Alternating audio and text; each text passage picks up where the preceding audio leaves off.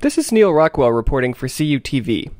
For the past 2 weeks, members of the Algonquin First Nations tribe of Barriere Lake, 5 hours north of Montreal, have been camped out in opposition to illegal logging on their land. On Friday, July 13th, David Koch and I went there to get a picture of the situation. The police presence is impossible to ignore. We were followed by a Sûreté de Québec patrol car whenever we traveled on the logging roads, and I was repeatedly warned by an SQ intelligence officer, whom I later learned is named Jean-Claude Neveu, not to take his photograph. Recently, the residents of Barriere Lake have also begun wearing the red square symbol in solidarity with striking Quebec students, after learning of it from one of the Montreal police officers sent to subdue them.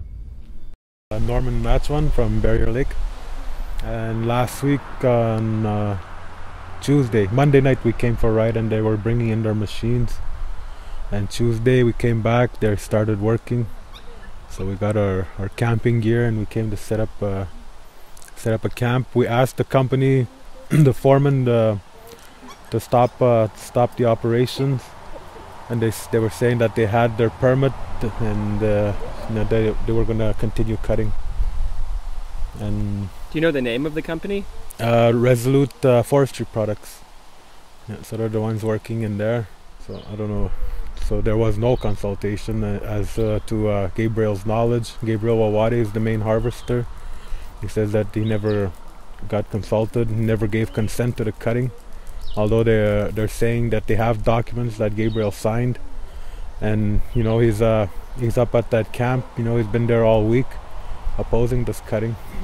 When you say main harvester, could you describe what that means and what the logging means for the harvesters? Well, for us, when we say harvest, it's people that go collect medicine, people that hunt, trap fish around that area, just to collect food for our table. And for the logging, it's pretty much getting wood. Yeah. Okay, and so could you describe the police presence? Well, Thursday there was a lot of police. There was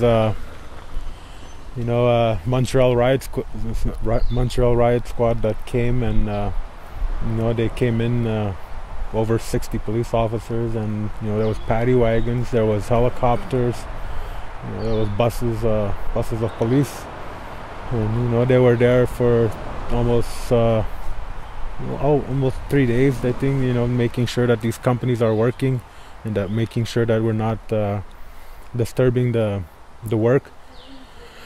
And Wednesday we took action and we went out there, and we went out. There was family members, children, women, elders that went out onto the site.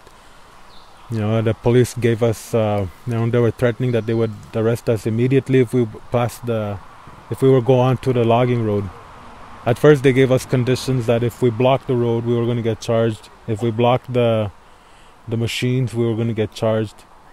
That's the condition or the message that they brought us on Tuesday, the evening of Tuesday. And the people took peaceful action and walked on the logging road. They didn't disturb the machines, or they didn't block the road, but we're still threatened that we're gonna get arrested for walking on the road. What happened? Was logging stopped, and were there any arrests? There hasn't been any arrests, but the loggers did stop when they seen the people walking towards the area.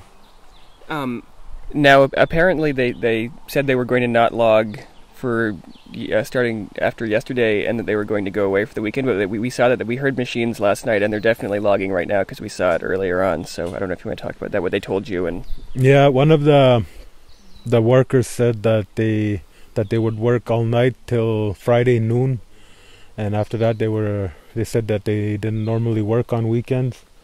And even the police were saying that they weren't going to work during the weekend.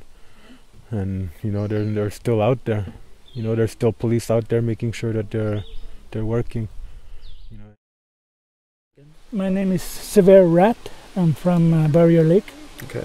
Like right now, we're struggling to survive, especially to keep our identity.